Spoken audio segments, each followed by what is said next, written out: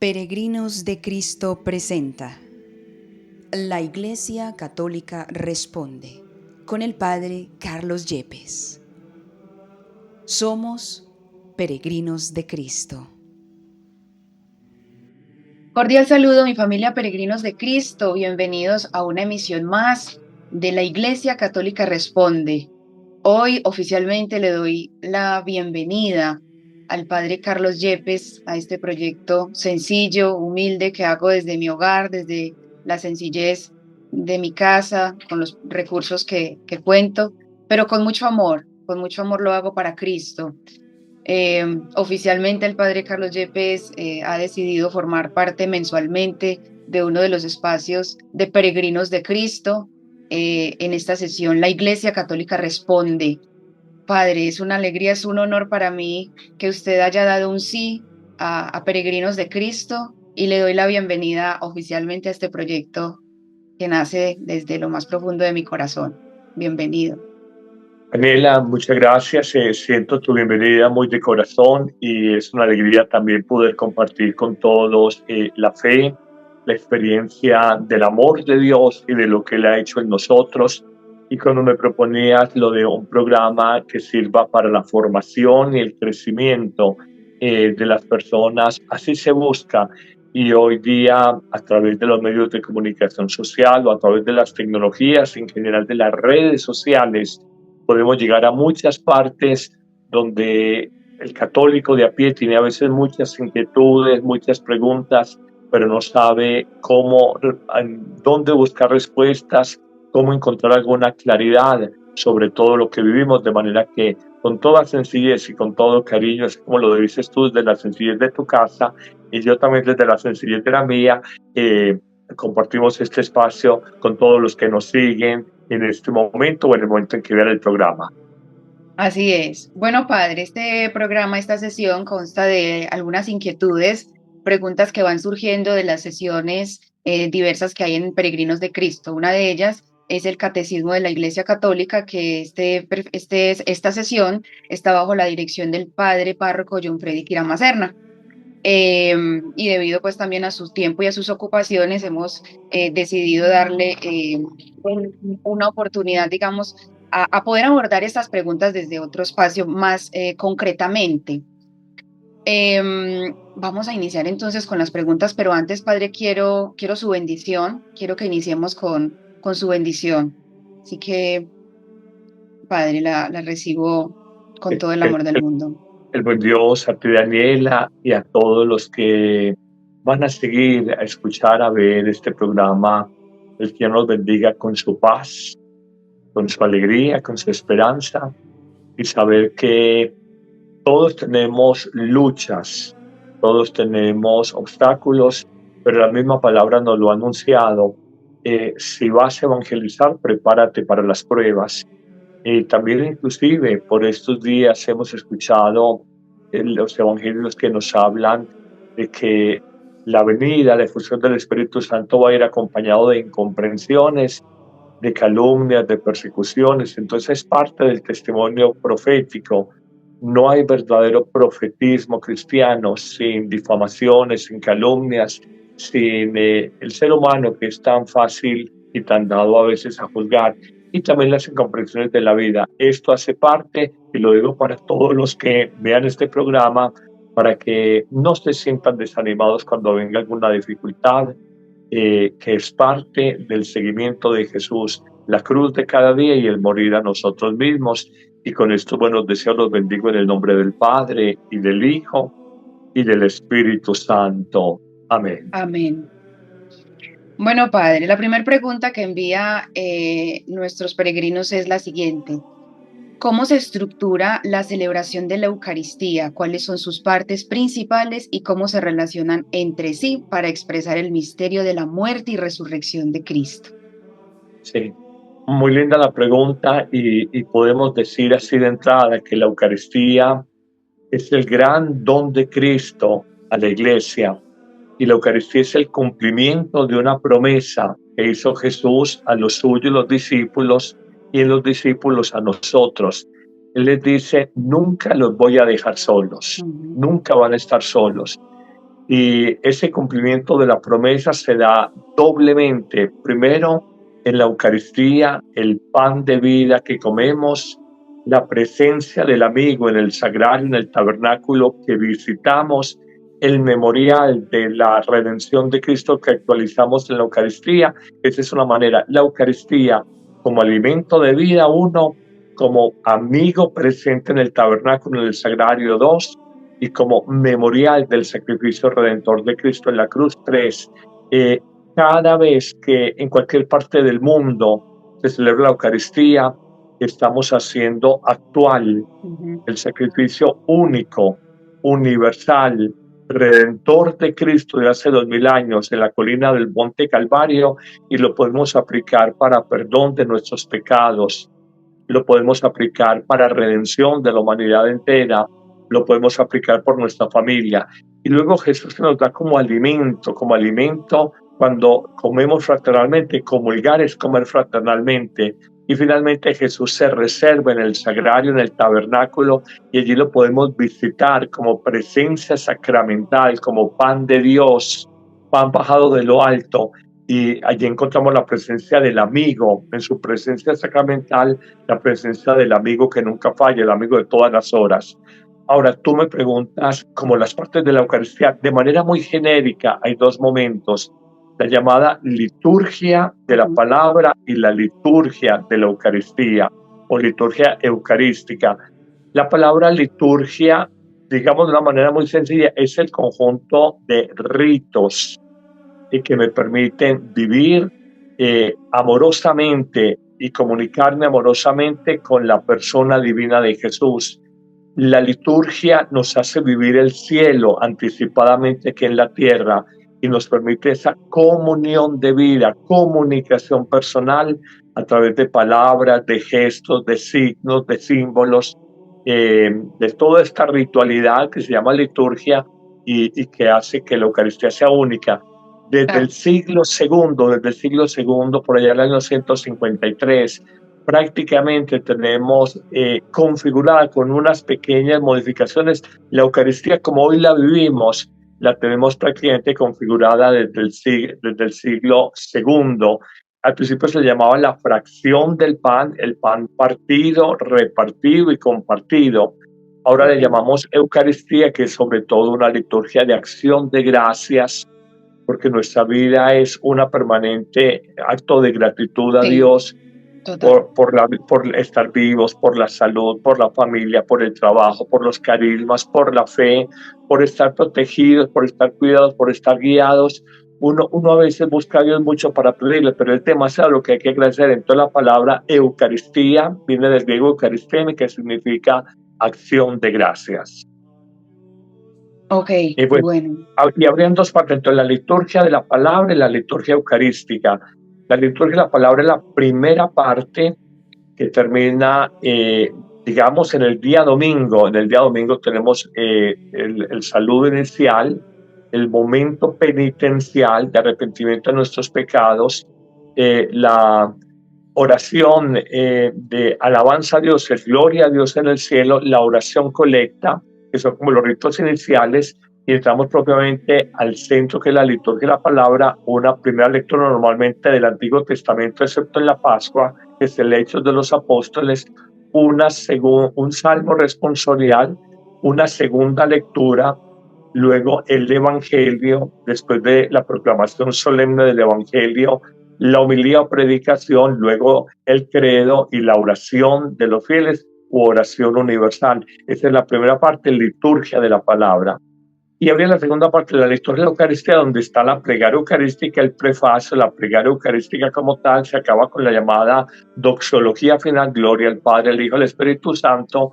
Y luego los ritos finales de la Eucaristía, el Padre Nuestro, el rito de la paz, la comunión, la oración postcomunión y la bendición final. Claro. Esto dicho de manera muy, muy general, las dos grandes secciones de este don de Cristo a la Iglesia, que es la Eucaristía de Cristo, celebrada por nosotros los sacerdotes cada día. Y el cumplimiento, decíamos que Jesús se hace presente de dos maneras: en el pan eucarístico uno, y en el sacerdote que consagra la Eucaristía y que es Cristo en la tierra. Es otro Cristo. trayendo el pan de vida a toda la comunidad cristiana. Claro, y ahora que mencionamos, padre, el sacerdote, entonces la segunda pregunta, y es la siguiente: hablemos de la importancia del sacerdote en nuestra iglesia, haciendo referencia a la recepción del sacramento del orden, específicamente a la capacidad conferida para consagrar la Eucaristía y ejercer el ministerio sacerdotal. La importancia del sacerdote, padre, háblenos la Sí. importancia. Qué linda esta pregunta, porque mucha gente a veces dice, bueno, ¿de dónde viene el sacerdocio? Había el sacerdocio en el Antiguo Testamento. El sacerdote es el que ofrece sacrificios a Dios por la comunidad. Y había el sacrificio ritual de los llamados sacerdotes del Antiguo Testamento, por ejemplo, en el Gran Templo de Jerusalén, que ofrecían sacrificios rituales de animales, tortolitas o pichones de paloma por personas pobres, corderitos, normalmente cabritos por personas un poquito más pudientes, carneritos también. Ofrecían, eran fundamentalmente casi matarifes, carniceros, entonces ofrecían Claro. ritualmente a Dios sacrificios de alabanza.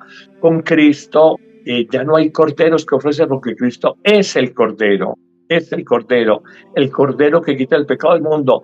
En él se sintetiza toda la ofrenda agradable a Dios, y lo que hace el sacerdote es consagrar el del pan de la vida, la presencia de Cristo, y luego ofrendarlo cuando decidimos por Cristo, con Él y en Él, a Dios Padre Omnipotente. ¿Y de dónde viene bíblicamente mandato, este munus de los sacerdotes?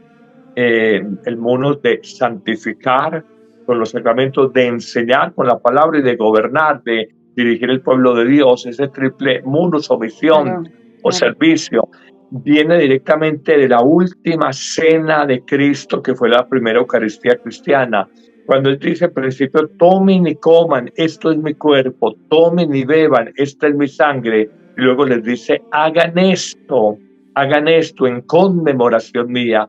Es una orden. Entonces, cada que Jesús le está diciendo a sus apóstoles, cada que quieran que yo me haga presente en la comunidad cristiana como alimento, como presencia del amigo que no falla, y como memorial, actualización del sacrificio único y redentor de Cristo, hagan esto en memoria mía. Lo hacen los primeros apóstoles, y de ahí en adelante en los sucesores de los apóstoles, los obispos, y nosotros los sacerdotes, próvidos colaboradores de los obispos. Entonces, un mandato desde el mismo texto bíblico, la institución de la Eucaristía, hagan esto en memoria mía. Y está muy desarrollado muy bellamente en el capítulo 6 de San Juan, toda la teología del pan de vida, la Eucaristía, y cómo es alimento de vida para el mundo. Totalmente. Padre, ¿será que podemos abordar brevemente la figura de Melquisedec? Un poco. Hay ese sacerdocio eterno. Algunos dicen que era sacerdote de Shalem, recordando la ciudad de Jerusalén, y nos habla de Cristo tiene un sacerdocio eterno. Él es sacerdote, víctima y altar simultáneamente. Así es. En un sacerdote tú eres el que ofrece sacrificios, la víctima es Cristo, presenta el pan eucarístico y la mesa del altar, el lugar donde se ofrece. Pero en Cristo, recordando un poco ese sacerdocio eterno y pleno de Melquisedec, se cumple esa triple condición de ser sacerdote, víctima y altar. Entonces, el sacerdote eterno por excelencia es Cristo, el que siempre está eternamente ofrendándose al Padre como ofrenda, el que es altar donde se ofrece él mismo, y el que intercede por nosotros y presenta ofrendas al Padre por toda la comunidad cristiana como sacerdote. Entonces es muy lindo. Nosotros participamos del sacerdocio de Cristo, como los fieles también tienen un sacerdocio común. Nosotros un sacerdocio ministerial por la ordenación sacerdotal, y el sacerdocio común de los fieles por la recepción del sacramento del bautismo, donde un fiel, tú por ejemplo, Daniela, puedes un sacrificio, un sufrimiento interno, tu trabajo, ofrecerlo amorosamente al Señor por tu vida, por tu familia, por tus seres queridos, por estos programas de evangelización que estás haciendo. Pues también hay un carácter sacerdotal en esa tarea que estás haciendo. Ok. Padre, ¿podemos recordar un poco la importancia del sacramento de la confesión? La importancia de volver a confesarnos, de volver, Sí. y sobre todo, Padre, de quitar esta estigma de algunas personas de que, bueno, yo le cuento mi vida a un humano igual que a mí, bueno, no, realmente ustedes están en la persona de Cristo en ese momento escuchando. Entonces, recordar un poco, volver a la confesión, Padre, la importancia de la confesión. Sí.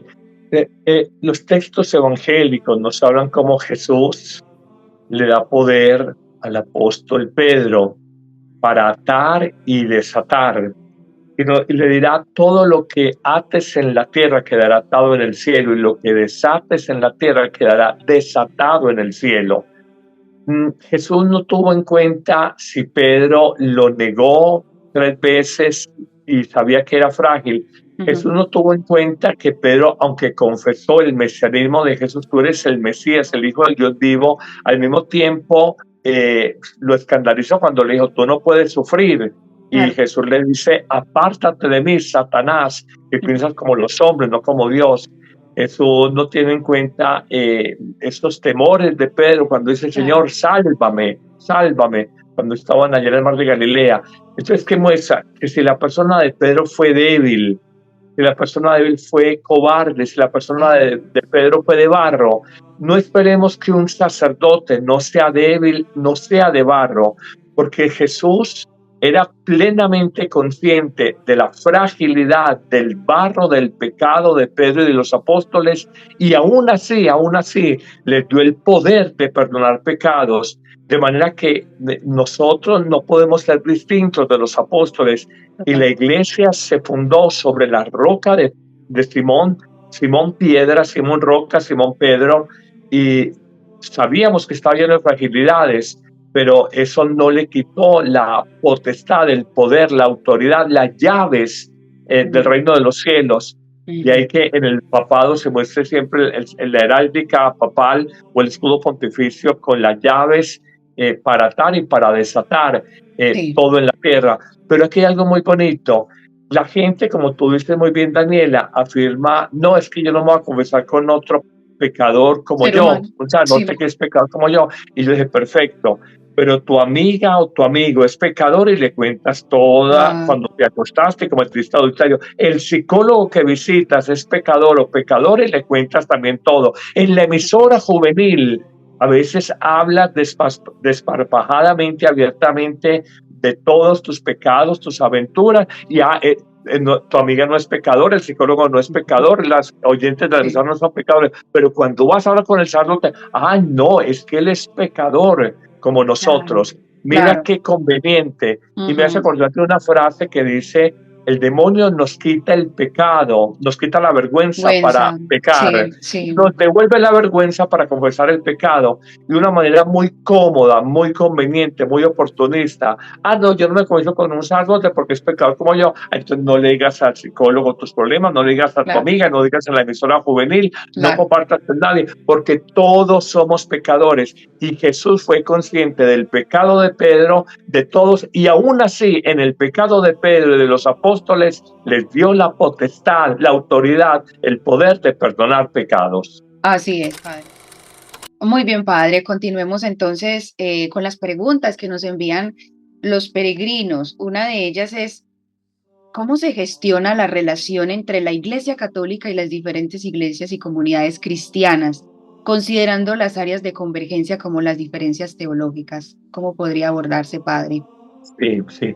A ver, en Juan capítulo 17, el Evangelio de Juan 17, en la llamada oración sacerdotal, Jesús ora cargado de sentimientos de nostalgia, porque es una oración un poco de despedida de sus discípulos, y dice: están en el mundo, pero no son del mundo, líbralos del maligno, pedirá Jesús al Padre Dios por todos sus discípulos, y lanzará una expresión: que todos sean uno, como tú y yo, Padre, somos uno.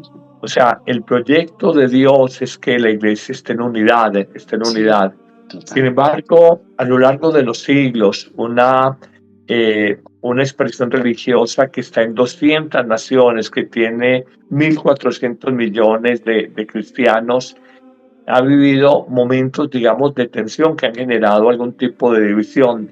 La primera división fue en el siglo XI, la iglesia de Occidente y las iglesias de Oriente. Ujú, Eh, de allí se formó la famosa iglesia ortodoxa, ujú, que de alguna manera entendían que la iglesia de Occidente se había apartado de la sana doctrina y ellos entraron o rompieron mejor la comunión con el Papa eh, en Roma, y esto generó una primera fractura en 1054 con Miguel Celulario, y unas condiciones políticas, unas condiciones históricas muy particulares, una discusión sobre el famoso filioque, del Padre, del Hijo y el Espíritu Santo, pero es un tema más técnico, pero generó una ruptura. Por detrás había también algunos intereses políticos.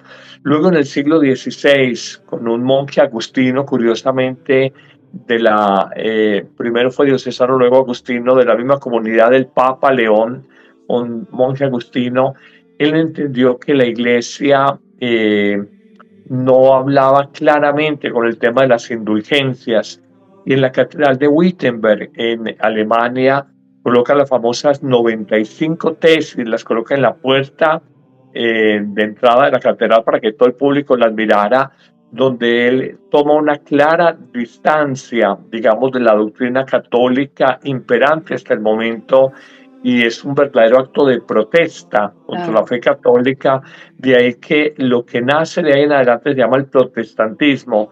Tal vez Martín Lutero nunca pensó que esta división iba a traer una herida tan grande a la iglesia, pero muchos se aprovecharon porque querían quitarse de encima a Claro. los papas, y tomaron distancia.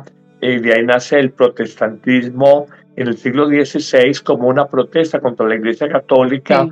Este es el protestantismo de primera generación, impulsado Ujú, por Martín Lutero, por Calvino y Zwinglio, que fueron como los tres grandes propulsores de ese ujú, protestantismo, que dice solo la escritura, solo la fe, la mediación sacramental ellos no la valoran, concretamente la Eucaristía, la claro. intercesión de la Virgen le pasa también a un segundo lugar. El primado de unidad y de confirmar en la fe que tiene el Papa tampoco lo tiene en cuenta, y cuestiona mucho el tema de las llamadas indulgencias que la Ujú, Iglesia otorgaba en la época.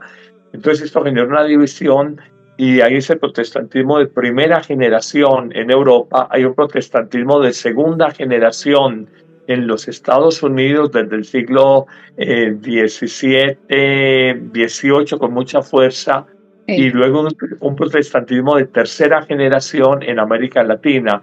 Hay que decir que hace 120 años América Latina era prácticamente católica 100%. Y Mm, en estos 120 años, más de 50.000 iglesias pequeñitas, con 50.000 pastores, con 50.000 liturgias distintas, con 50.000 interpretaciones distintas de la Biblia, han ujú, llenado América Latina y están completamente atomizadas, fraccionadas.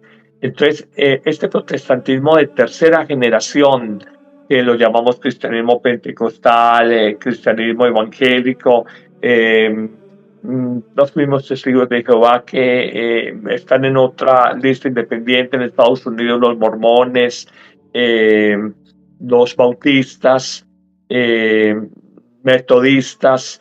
Hay muchas iglesias que ujú, se fueron formando, pero la Iglesia Católica ha tratado de pervivir, y entonces para este diálogo de unidad hay dos tipos de organismos o de instancias de diálogo. El claro. primero, el diálogo ecuménico. Mm, El diálogo ecuménico es con confesiones cristianas mm, que no están en plena comunión con el Papa en Roma. mm, El diálogo ecuménico con confesiones cristianas. Y hay el diálogo interreligioso, que ya no es con confesiones cristianas, sino con confesiones no cristianas, por decir algo, el judaísmo, el islamismo. Entonces busca un diálogo en atención a que en este diálogo interreligioso el judaísmo, el islamismo y el cristianismo tenemos puntos en común. Somos religiones monoteístas, un solo Dios, mono, uno, teos, Dios, un solo Dios. No somos politeístas, varios dioses, Claro. sino monoteístas. Dos, somos las religiones del libro. En el judaísmo es la Torá judía. En el islamismo es el Corán y en el cristianismo es la Biblia. Los ministros en el islamismo, en el judaísmo es el rabino, en el islamismo es el imán, en el cristianismo es el sacerdote. Y tenemos un padre común. Abraham es padre común en la fe al judaísmo desde hace 4.000 años, al cristianismo hace 2.000 años y al islamismo hace 1.400 años. Es el padre común en la fe, Abraham. Amén de que, por ejemplo, los salmos sufíes del islamismo son salmos que hablan también de compasión y misericordia, como los salmos cristianos. Entonces hay dos niveles de diálogo. Con las iglesias cristianas es el diálogo ecuménico. Con las religiones no cristianas, judaísmo e islamismo, es el diálogo interreligioso. Y en esto recordamos que el Papa Francisco en su momento reunió a un líder musulmán, a un líder judío, y lógicamente como líder cristiano católico lo reunió allá en los jardines del Vaticano a buscar lo que nos une, la paz. Juan Pablo II, recuerdo el 4 de octubre, el día de San Francisco de Asís, Día de la Paz Mundial, en 1986, hace casi 40 años, reunió también a líderes de distintas religiones y dijo: no busquemos lo que nos divide, busquemos lo que nos une, el amor, la compasión, la justicia y la paz entre los hombres. Qué lindo, qué lindo.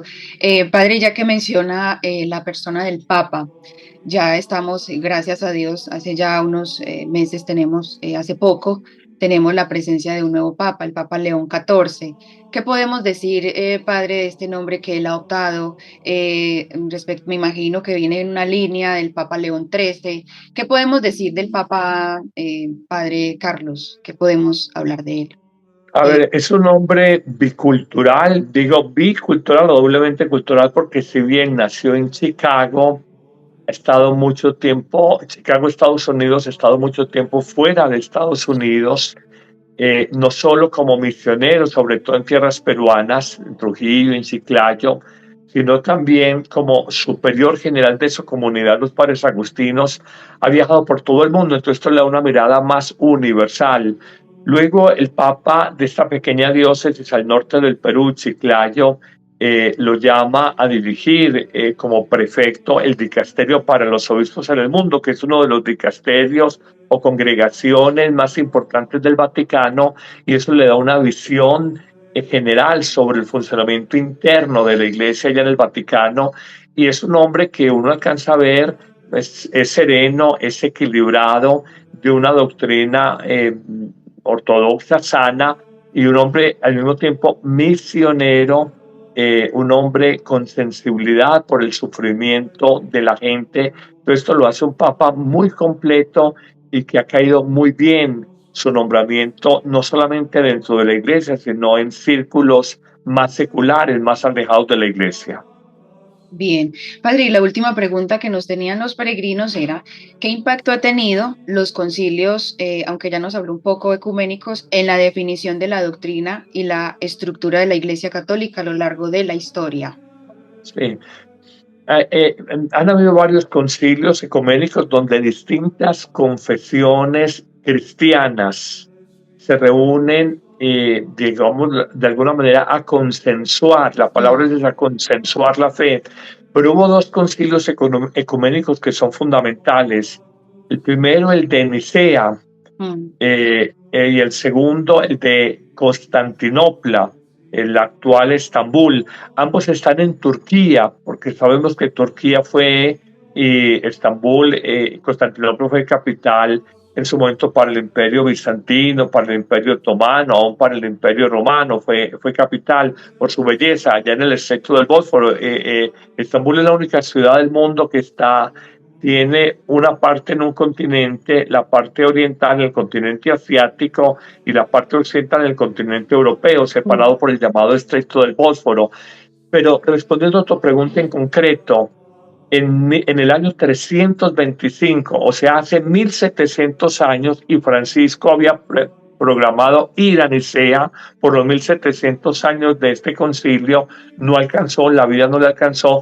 Muy probablemente el Papa León XIV vaya en el segundo semestre a Nicea, Turquía. Querían celebrar con todas las comunidades cristianas la primera elaboración del credo que rezamos los domingos, en donde sobre todo lo definieron por la famosa herejía de Arrio, un hombre que formó una corriente de pensamiento, el arrianismo, los seguidores de Arrio, arrianismo, y que desconocía la divinidad de Jesús. Decía Jesús es un hombre cualquiera, pero no es Dios. Los padres reunidos o los teólogos reunidos, los obispos reunidos en este primer concilio dijeron Jesús si es hijo de Dios, y ahí empieza a configurarse hace 1700 años, justo en este 2025, cumplimos 1700 años allá en Nicea de esta primera propuesta del credo. Creemos en Dios que es Padre Todopoderoso, creador del cielo y la tierra. Creemos en Jesucristo, su único Hijo, nuestro Señor y Salvador, Hijo de Dios. Creemos en el Espíritu Santo, Señor y dador de vida. Y unos años después, ya no en el 325, sino en el 381, en Bizancio, en Constantinopla, lo que es actualmente la ciudad de Estambul, también en Turquía, y está muy cerca una de otra. Nicea y Constantinopla están a unos, no sé, 60, 80 kilómetros de distancia en Turquía, muy cerca. Se termina de perfeccionar y de completar el credo, que es la síntesis de la fe, de lo que debe creer todo cristiano. Entonces ya se define también la divinidad del Espíritu Santo que se cuestionaba. Entonces están los artículos centrales de la fe. El primero, creo en Dios Padre Todopoderoso. El segundo, creo en Jesucristo, el Hijo de Dios, que padeció, murió, resucitó y está a la diestra de los padres. Tercero, creo en el Espíritu Santo. Creo en la Santa Iglesia Católica, la comunión de los santos, el perdón de los pecados, la resurrección de los muertos y la vida futura o la vida eterna. Entonces son como los 8 artículos centrales de la fe, y esto fue definido, imagínate, Daniela, fue definido hace 1700 años la primera parte y 1650 años la segunda parte, claro, en el 381. Uno en ese pueblito pequeño Nicea, que ahora tiene como 22.000 habitantes, y otro en Estambul, que en ese momento era Constantinopla. Claro. Que se diga que nuestro credo es el credo, tiene una expresión larga, el credo niceno-constantinopolitano. Wow. Es un tartamudo, no lo dice. El credo de Nicea y Constantinopla, ahí está junta la síntesis de lo que debemos de creer. Wow, qué lindo. Padre, muchas gracias por habernos acompañado. Qué alegría, qué honor. Con todo cariño, Daniela, y perdón la explicación tan larga. No, para nada, está maravilloso. Nos volvemos a encontrar, si Dios lo permite, en un mes. Muchas gracias por formar parte de Peregrinos de Cristo, Padre. Muchas gracias. Con todo cariño y saludos para todos, y a formarnos y amar nuestra Iglesia Católica. Gloria al Padre, al Hijo y al Espíritu Santo.